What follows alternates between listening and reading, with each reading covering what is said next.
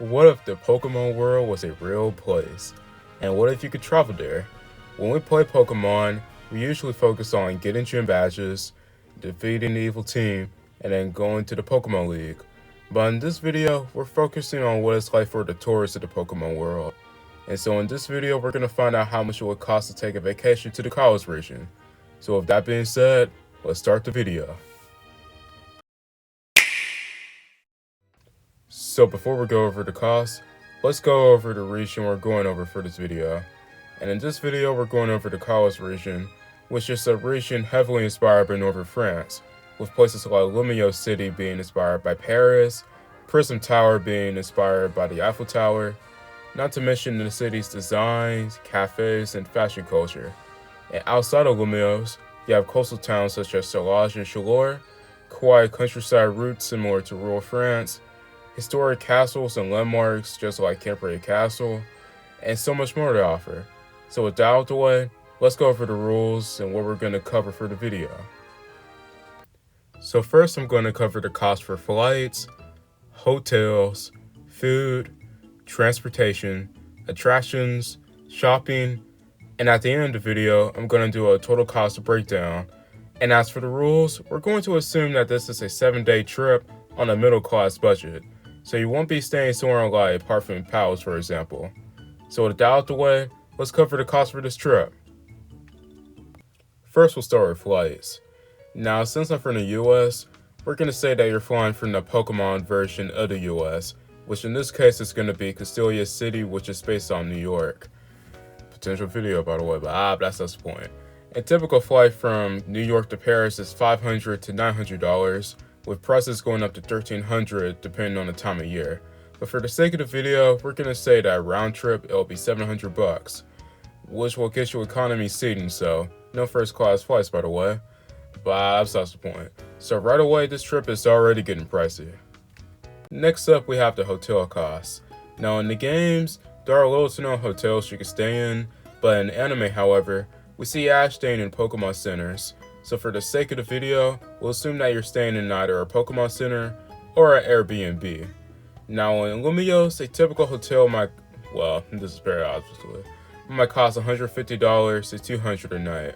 While elsewhere in Kalos, it'll go down to $100 to $130 a night. So overall, that is $150 per night, so it's $1,050 for the whole trip. Following that, we got the budget for food. Now in France, food is a big part of its culture, with cafes and bakeries being a big part of it. So it can easily get expensive if you don't go about it the right way. But since we're on a budget, it's not going to be that way. A daily food plan could consist of breakfast at a local bakery, lunch at a nice place that serves foods like croissants, I'm kidding, but anyway, and dinner at somewhere like Cinder, Anyways, the typical cost for food can range from $40 to $60, so we'll say that is $50 for the video. So for 7 days, that's $350 for the whole trip, which includes things like coffee, pastries, full meals, and snacks.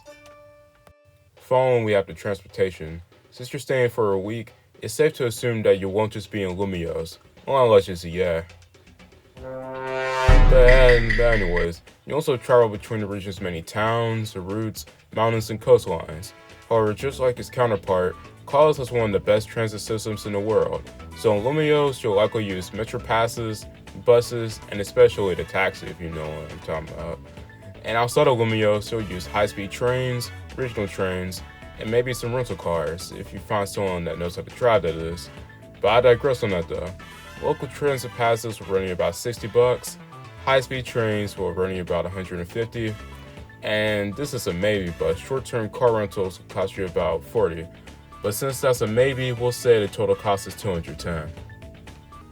Now we have attractions. And just like real-life France, there's plenty to do in the Kalos region.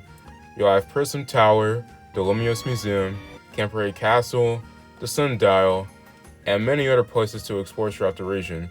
But for the sake of the video, we'll say that you visit Prism Tower, which will cost you $30, the Lumiose Museum, which will cost you around $60, Cambrian Castle, which will probably be around $80, and a guided tour around places like Geosenge Town and the Pokemon League will be around $80 as well.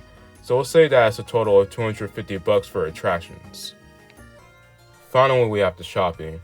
You're not leaving Kalos without buying some souvenirs, whether it's clothes, gifts, or something you buy off an impulse. So for the sake of the video, we'll say that you spend around 150 bucks on a cool hat, or a new bag, or a new jacket.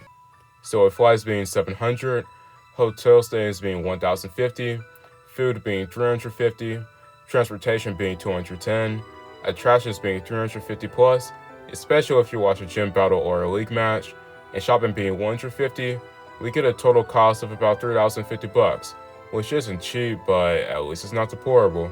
So overall, just like France, Kalos can be expensive due to its luxurious hotels, fashion, and hype league matches. But with our careful budget, it didn't turn out that way. Now whether it's the most expensive or not, you'll have to stay tuned for our future video on that one. So overall, the Kalos region offers immense culture, amazing cities, excellent food, efficient transportation, iconic landmarks, and a rather unique atmosphere. So if you're interested in a new experience, the Kalos region is absolutely worth the price and the visit. So now the question is, would you travel to the Kalos region? And what video would you like to see next? Leave a like and subscribe if you enjoyed the video. And with that being said, jet out.